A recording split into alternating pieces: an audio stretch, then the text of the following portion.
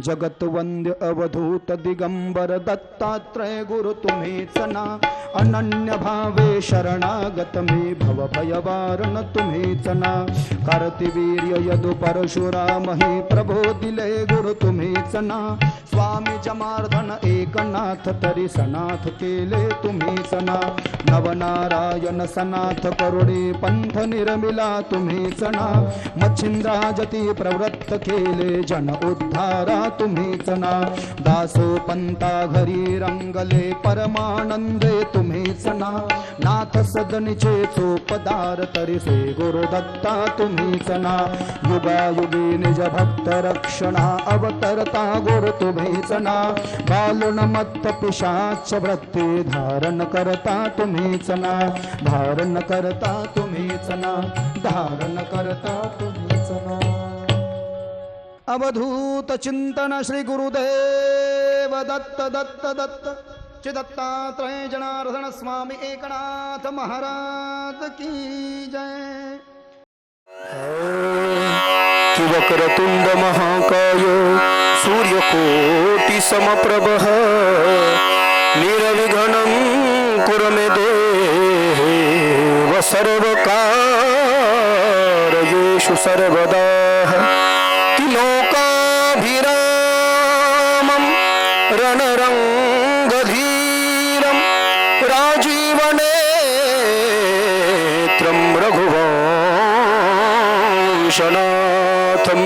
कि कारुण्यरूपं करुणाकरं तं श्रीरामचन्द्रं शरणं प्रपद्ये कि मनोजवं मारुततुल्यवेगं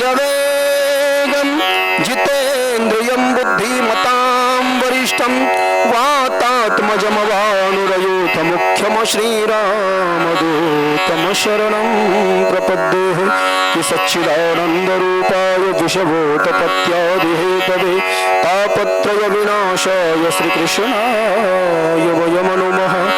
ओम नमो भगवते वासुदेवाय हरये परमात्मने प्रणतः क्लेशनाशाय गोविन्दाय नमो नमः।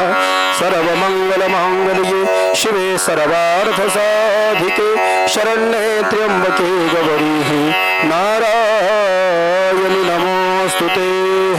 गुरुर्ब्रह्मा गुरुर्विष्णु गुरुर्देव महेश्वरः गुरुः साक्षात् परब्रह्म तस्मै श्री गुरु श्रीमद्भागवतोऽख्योय प्रत्यक्ष कृष्ण एव हि स्वीकृतोऽसि मया नाथ मुक्तर्थं भवसागरे। बोले सद्गुरुदेव भगवान की जय। बाकी बिहारी लाल की जय। वृंदावन बिहारी लाल की जय। राधा रानी की जय। श्यामा श्याम की जय। लाडली लाल की जय। युगल छवि की जय। दाऊ दयाल की जय। जमुना महारानी की जय। गोपो के ग्वाल की जय। नंदा के लाल की जय। दत्तात्रय भगवान की जय। स्वामी समर्थ भगवान की जय। पिसा देवी माता की जय। अपने अपने माता पिता की जय। अपने अपने सद्गुरुदेव भगवान की जय। पितृ समाज की जय। सब संतन की जय। श्री राधे। आज के इस पावन गुरु पूर्णिमा महामहोत्सव के उपलक्ष्य में प्रतिवर्ष की तरह हम सभी भक्तगण जो हमारे इस दत्त मंदिर दत्त विहार पिसा देवी जयहिंद नगर छत्रपति संभाजी नगर महाराष्ट्र में इस मंदिर में इस महोत्सव का आयोजन होता है, इसको मनाया जाता है। आप सभी लोग इस बात को जानते भी हैं और भली भांति इससे परिचित भी हैं।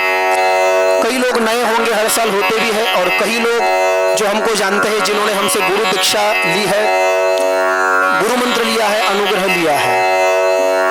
लेकिन कई सारे लोग ऐसे होंगे कि जिनके गुरुदेव अब रहे नहीं, शिव हो चुके हैं, ब्रह्मलीन हो चुके हैं, या पुराने जमाने में कई सारे लोगों ने गुरु दीक्षा ले रखी हो, लेकिन गुरुदेव का कोई अता पता नहीं है, बाहर राज्य के होंगे, तो मोबाइल नंबर नहीं है, कहाँ पे रहते। कई सारे भक्त ऐसे हैं कि जिन्होंने गुरु दीक्षा ले रखी है लेकिन पता नहीं है कि गुरुदेव कहाँ पे रहते हैं। तो आज का ये दिन क्या है, बस इसकी चर्चा करेंगे। ये कोई प्रवचन नहीं है। 365 दिनों में भी यदि हमने गुरु मंत्र का जाप कर लिया और गुरु पूर्णिमा के दिन माने कि आज के इस पावन दिन यदि गुरुदेव का स्मरण नहीं किया, उनका पूजन नहीं किया, उनके स्थान में यदि ना भी जा सके या उनके मंदिर में या उनके मठ में नहीं जा सके, आज जैसे आप सभी भक्त पधारे हैं, भारत में दिव्य परंपरा है क्योंकि आदि गुरुओं से ये परंपरा चली आ रही है और भगवान शंकर आदि गुरु कहलाए और दत्तात्रेय ये भी आदि गुरु कहलाए क्योंकि भगवान दत्तात्रेय जो है वो हमारे भगवान शंकर के और भगवान विष्णु के अवतार है। तो महज हम सभी बड़ भागी है कि आज आदि गुरु भगवान दत्तात्रेय के समक्ष हम सभी लोग हमारे गुरुदेव का महामहोत्सव मनाने जा रहे हैं।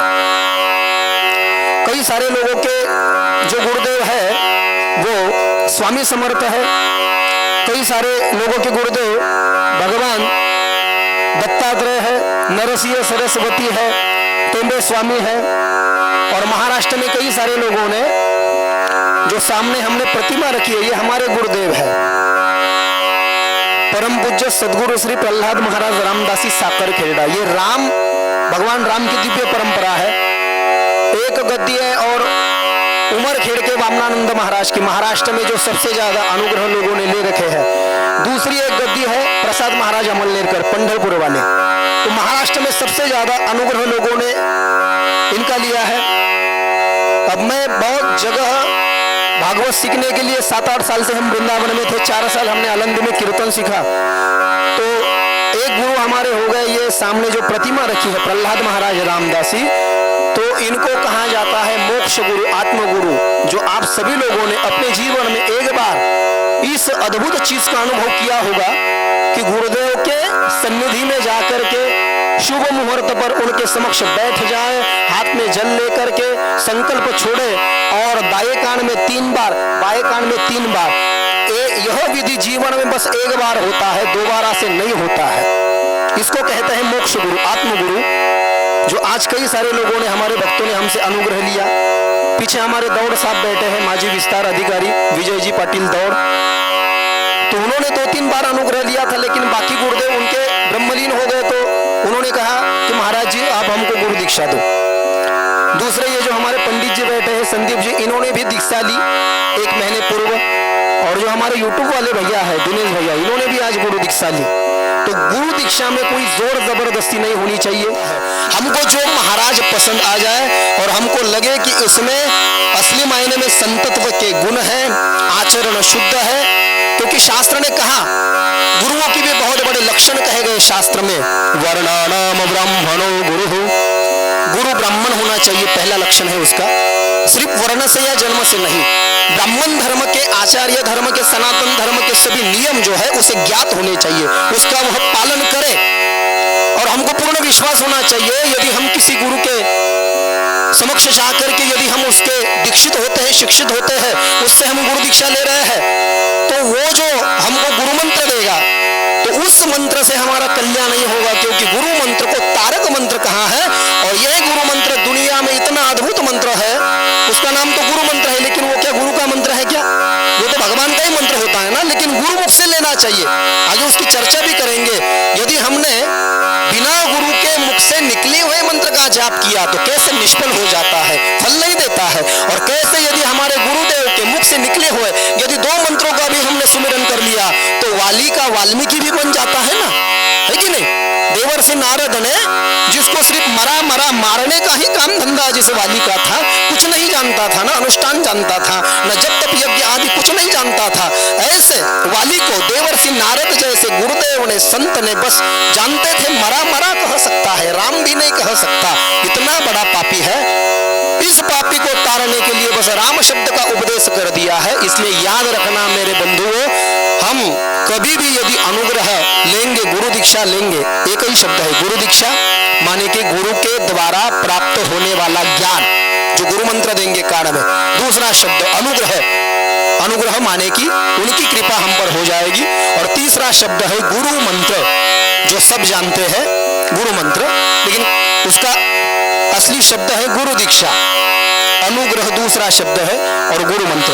तो कई सारे भक्तों ने आज ये मंत्र लिया है, लेकिन इस मंत्र का जाप करने से क्या फायदा होता है इसका यदि अनुभव करना, तो जिन लोगों ने यहाँ पर गुरु दीक्षा ली है, अब वैसे तो 90% हमारे ही लोग हैं जिन्होंने गुरु दीक्षा ले रखी है, और बाकी कई सारे लोगों ने ली होगी, वो उनकी परंपरा से उसका जाप भी करते होंगे। एक बात मैं आपके मालूमात के लिए और बता दूं, गुरु मंत्र एकमात्र ऐसा मंत्र है, वो मंत्र कभी भी कहीं पर भी जप कर सकते हैं। याद रखना, सोते पे बैठे बैठे भी, सोते सोते भी, लेकिन बस शुद्धता का ध्यान रखें। यदि बाथरूम गिथरूम गए हो तो पैरों का धोना, कुल्ला करना, यह बातें आवश्यक होती है। शौच भी यदि हो जाए, सूतक पड़ जाए, तो सूतक में भी कई मंत्रों को निषिद्ध कहा गया शास्त्रों में, उस मंत्रों का जाप नहीं कर सकते। ओम राम दत्तात्रेय मंत्र का जाप सूतक में नहीं कर सकते आप, माला तो हाथ में लेंगे ही नहीं। लेकिन गुरु मंत्र का मंत्र इतना अद्भुत है, वही इंसान को इस धरती से तारने वाला मंत्र है। इसलिए गुरु मंत्र का जाप आप कहीं पर भी, जैसे एकनाथ महाराज ने हरिपाठ में कहा ना, हरि बोला देता, हरि बोला घेता, सर्व कार्य करता हरि बोला, हरि बोलता दवता, हरि बोला कांडता, देह त्यागांति ही हरि बोला। हर समय हरि हरि का जाप करना चाहिए। तो आज ये गुरु पूर्णिमा है। अब क्यों गुरु पूर्णिमा है, तो कई सारे इसके कारण कहे गए देशपांडे साहब। कई सारे लोग कहते हैं आज के ही दिन भगवान बौद्ध को ज्ञान प्राप्त हुआ था और उन्होंने अपने शिष्यों को ज्ञान दिया था। आज के ही दिन महर्षि वेदव्यास का जो है, उनके जो 5 शिष्य कहलाए जिन्होंने वेद के विभाग किए। वेद बड़े क्लिष्ट थे, बड़े कठिन थे, लोगों के सिर में नहीं घुस रहे थे, बड़ा कठिन था, लोग सीख भी नहीं पा रहे थे, बोलना तो बहुत दूर की बात है, लेकिन सीख भी नहीं पा रहे थे। और ऐसे में वेद बहुत बड़ा था, लोग घबरा गए। मारे घबराहट के व्यास जी ने सोचा, यदि इस विश्व को अज्ञान अंधकार से बचाना है, ज्ञान का उजियाला यदि विश्व में हमको फैलाना है, यदि ज्ञान प्रसारित करना है विश्व में, तो वेद की अनेक शाखाएं करना पड़ेगी। तो एक जो वेद था बड़ा, उस एक बड़े वेद को महर्षि वेदव्यास ने 5 रूपों में बांट दिया। आज के ही दिन आषाढ़ शुद्ध पूर्णिमा, माने कि व्यास पूर्णिमा, दूसरा नाम है बौद्ध पूर्णिमा। कई सारे पुराणों में इसका वर्णन है, स्कंद पुराण आदि पुराणों में इसकी चर्चा आई है बड़ी विस्तार से। तो महर्षि वेदव्यास ने 4 वेदों के विभाग किए और एक एक शिष्य को एक एक वेद का ज्ञान दे करके उनको उस वेद की जिम्मेवारी दी और कहा, मेरे शिष्यों, आज से मैं तुम्हारा गुरुदेव व्यास तुमको ये जिम्मेवारी देता हूं कि संसार में तुम इस वेद का प्रचार और प्रसार करो।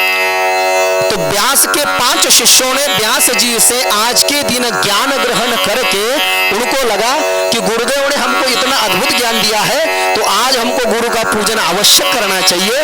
तो उस दिन जो आषाढ़ पूर्णिमा थी, गुरु पूर्णिमा थी आज की, तो उस गुरु पूर्णिमा के दिन, उस आषाढ़ पूर्णिमा के दिन व्यास के 5 शिष्यों ने व्यास की बड़ी अद्भुत पूजा की और उसी दिन से गुरु पूर्णिमा का जो है यह सफर या इसका प्रचार प्रसार या इसकी एक परंपरा स्थापित हुई संसार में कि आज के दिन हर शिष्य अपने गुरुदेव, कहीं कोने में क्यों न हो, कहीं दूर क्यों न हो, हर शिष्य अपने गुरुदेव से जिन्होंने हमको गुरु दीक्षा दे करके हमारे जीवन को सफल बनाया है, हमारे अज्ञान अंधकार को मिटाया है, हमको अनुष्ठान पूजा विधि के बारे में सिखाया है, हमें हमारे नरदेह के बारे में समझाया है।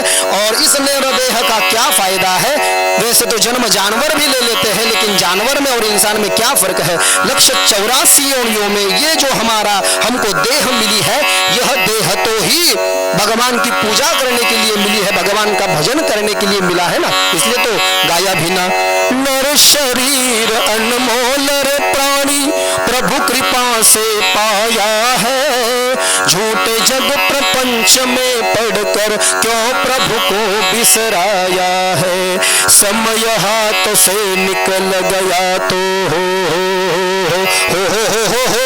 समय हाथ से निकल गया तो सिर धुन धुन पछताएगा, निर्मल मन के दर्पण में वह राम के दर्शन पाएगा, राम के दर्शन पाएगा, राम के दर्शन पाएगा। हम सभी लोगों के जीवन में तीन चीजें हैं, उन तीन चीजों को यदि निकाल फेंकना है तो गुरुदेव का अनुग्रह होना चाहिए। तो कौन सी तीन चीजें हैं जो गुरुदेव के दीक्षा के बाद में नहीं बचती? झूठ कपट निंदा को त्यागो, हर प्राणी से प्यार करो, घर पर आए अतिथि कोई तो यथाशक्ति सत्कार करो, क्यों पता नहीं किस रूप में आकर हो, पता नहीं किस रूप में आकर नारायण मिल जाएगा। निर्मल मन के दर्पण में वह राम के दर्शन पाएगा, राम के दर्शन पाएगा, राम के दर्शन पाएगा। अपने अपने सद्गुरुदेव भगवान की जय। शरीर में जो मल है, चित्त वृत्तियों में जो दोष है, दृष्टि में जो दोष है, शब्दों में जो दोष है, वाणी में जो दोष है, ये दोष मिटाने का काम सद्गुरुदेव भगवान करते हैं। यदि हम हमारे सद्गुरुदेव के शरण में जाए, बारंबार उनके संपर्क में रहे, यदि आपके सद्गुरुदेव कोई प्रवचन करते हैं, कीर्तन करते हैं, कथा करते हैं, तो आप बड़भागी हो। बारंबार उनकी कथा में, कीर्तन में जाने का मौका आपको मिल जाता है और उनकी दिव्य वाणी सुन करके अपने जीवन को, गंदी गंदी चीजों का दर्शन जो हमने कर रखा है, गंदी चीजों का दर्शन करके मन जो मैला है, इस मैले मन को धोने का काम नहीं करते हैं सद्गुरुदेव। इसलिए आज के दिन याद रखना, कोई लोग नहीं आ सके। अभी खंडाला से ज्ञानेश्वर ने मुझे फोन किया, महाराज जी मैं नहीं आ सकता, मैं कैसी पूजा करूं? तो मैंने कहा भैया तू फोटो की पूजा कर ले, यदि नहीं आ सकती तो कोई बात नहीं, लेकिन जानबूझकर घर पे नहीं रहना चाहिए। हमारे गुरुदेव आज उत्तर प्रदेश में भी यदि है तो हमको वहां पर जाना चाहिए। नहीं जा सकते तो प्रतिमा पूजन का विधान है। हमारे गुरुदेव जो हमको गुरु दीक्षा देते हैं तो प्रतिमा दी जाती है ना, फोटो, तो फोटो को रोज नमस्कार करना होता है। और आज के दिन कहा गया गुरु पूर्णिमा का विशेष महत्व मैं कह करके रुकूंगा, ज्यादा समय नहीं लूंगा क्योंकि सबको पूजा भी करनी है। आज के दिन जो गुरुदेव हैं आपके, उन गुरुदेव के शरीर में सूक्ष्म रूप से इस विश्व के सभी गुरुओं की चेतना आती है। पुराण में लिखा है, जैसे मैं हूं, अब मैं तो गुरु नहीं मानता, लेकिन अब आचार्य परंपराएं, आचार्य ब्राह्मण परिवार से हूं और गुरु दीक्षा देने का अधिकार हमको हमारे वृंदावन के आश्रम से प्राप्त हुआ है, जो परंपरा हम आगे लेकर के चल रहे हैं। तो हमने जिन गुरुदेव का अनुग्रह लिया है, उनकी प्रकट चेतना सूक्ष्म रूप से मेरे शरीर में विद्यमान हो जाती है।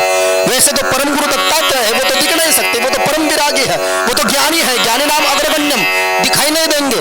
परम गुरु दत्तात्रेय को यदि प्राप्त करना है तो योग मार्ग का अवलंब करना पड़ेगा, और साधारण इंसान के बस की बात नहीं है। सवेरे 4 बजे उठे, योग करे, नहीं हो सकता।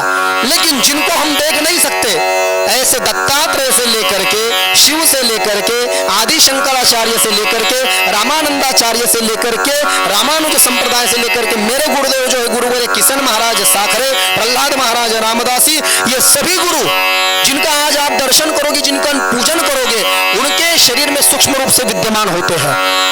तो इन सभी गुरुओं का दर्शन करने के लिए आप नहीं जा सकते, लेकिन आपके गुरु यदि है, जिनका गुरु मंत्र आपने ले रखा है, और उनके पास यदि आप पहुंच जाओ आज के दिन और उनका पूजन कर लो, और आपकी जैसी भी शक्ति है, गुरु कोई दान लेने के लिए नहीं होता है, लेकिन दक्षिणा दी जाती है। क्यों दी जाती है? बिना दक्षिणा के ज्ञान नहीं होता है। वो स्कंद पुराण में कहा, यदि हम किसी धार्मिक स्थल पे जाकर के दक्षिणा देते हैं तो दक्षिणा देने के बाद में ही वह ज्ञान हमारे भीतर रह जाता है, बिना दक्षिणा के नहीं रहता। दक्षिणा भी क्यों दी जाती है, उसकी व्याख्या है। दक्षिणा देने के बाद में जो व्यक्ति हमको ज्ञान देगा, वह ज्ञान हमारे भीतर रह जाता है। इसलिए तो दिव्य परंपरा है। जगत गुरु संत तुकाराम महाराज ने भी राघव चैतन्य केशव चैतन्य सांगितली खून मालिकेची, जगत गुरु संत तुकाराम महाराज को भी गुरु मंत्र लेना पड़ा।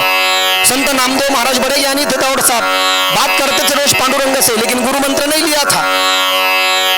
पांडुरंग से बात किया करते थे, और रोज नामदेव महाराज के हाथ से विठलनाथ ठाकुर भोजन किया करते थे। कितने ज्ञानी है नामदेव महाराज, लेकिन गुरु मंत्र नहीं लिया है। और सनातन धर्म बिना गुरु के शिष्य का स्वीकार नहीं करता है। नामदेव महाराज आषाढ़ी एकादशी के दिन जब पंढरपुर में सभी संतों का मेला लगा, वहां पर संत चोखा मेला महाराज आ गए, संत सावता माली आ गए, संत गोरोबा काका आ गए। गोरोबा काका का बड़ा अधिकार है वारकरी संप्रदाय में। गोरोबा काका उम्र से भी बड़े हैं और ज्ञान से भी बड़े हैं। संत ज्ञानेश्वर महाराज ने संत गोरोबा काका को कहा, गोरोबा काका आज आपको सभी वारकरी संतों की परीक्षा करनी है कि कौन पक्का है और कौन कच्चा है। तो इसलिए संत ज्ञानेश्वर महाराज ने जैसे कहा, उन्होंने हाथ में एक लकड़े का यंत्र लिया, वह लकड़े का यंत्र लेकर के सबके माथे पे मारने लगे। संत गोरोबा काका आषाढ़ी एकादशी के दिन पंढरपुर में, इन संतों के जब थे ये प्रकट स्वरूप में, तब संत ज्ञानेश्वर महाराज के सर पर मारा। कहा संत ज्ञानेश्वर महाराज इतने पक चुके हैं, अब कच्चा रहने का कोई सवाल ही नहीं है। संत चोखा मिला महाराज के सर पर मारा, संत सावता माली के सर पर मारा, और सबको मारते मारते मारते जब संत नामदेव महाराज की बारी आ गई, जिनको भगवान विट्ठल रोज उनके हाथ से भोजन किया करते थे, ऐसे संत नामदेव महाराज, इनका समय जब आया तो इनके सर पर जैसा ही दे मारा वह शस्त्र, तो नामदेव महाराज को बड़े जोर से लगा और वो चिल्लाने लगे, आपको कोई नहीं इतने जोर से मारते हैं क्या? नहीं, और आपको पता नहीं मैं कितना बड़ा भक्त हूँ और आप मुझे मारते हो? भगवान तो मुझसे बात करते हैं और आप मुझे मारते हो। अभिमान आ गया, अहंकार आ गया। नामदेव महाराज से भले ही विट्ठलनाथ ठाकुर बात करते थे, लेकिन अभिमान था कि भगवान मुझसे बात करते हैं। ये अभिमान कम करने का काम भी सद्गुरुदेव भगवान करते हैं। तो पता चल गया, अब तक आपने गुरु का अनुग्रह नहीं लिया है, आपको गुरु मंत्र की, गुरु दीक्षा की सख्त जरूरत है। जल्दी जाइए, कहां पर? औंधा नागनाथ, और वहां पर विसोबा खेचर है। वो विसोबा खेचर, उनके पैरों को जख्म ही जख्म हो चुकी है। वे पैरों को जो जख्म हो चुके हैं, जख्म के पैर उन्होंने भगवान महादेव के शिवलिंग पर रखे हैं। और ऐसे गुरुदेव की गुरु दीक्षा लेने के लिए संतों ने मुझे भेजा है। और क्रोधित हो गए नामदेव महाराज, और गुस्सा आ गया। संतों को ये क्या शोभा देता है क्या? ऐसे गलत गुरुदेव के सन्निधि में मुझे भेज दिया, तुमको शर्म नहीं आती? अरे मैं तो तुमको गुरु करने वाला था, तुम्हारी गुरु दीक्षा लेने के लिए मैं आया था, मैं तो तुमसे गुरु मंत्र लेना चाहता था, और तुम तो ये पाप कर रहे हो। भगवान के पिंड पे साक्षात तुमने जख्म के पैर रख दिए। उठाओ। मैं नहीं उठा सकता, मैं बहुत बूढ़ा हो चुका हूं, मेरे शरीर में बल नहीं है। तुम ही उठा सकते हो तो उठा करके बाजू रख दो।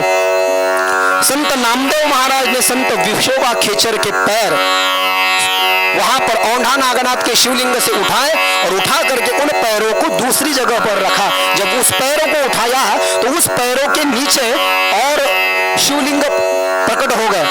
दूसरी जगह वो पैर रखे, उस पैरों को भी उठाया, बाजू रखा, तो जहां से पैर उठाए वहां पर शिवलिंग उत्पन्न होने लगे। पैर उठाया कि शिवलिंग उत्पन्न, पैर उठाया कि शिवलिंग उत्पन्न।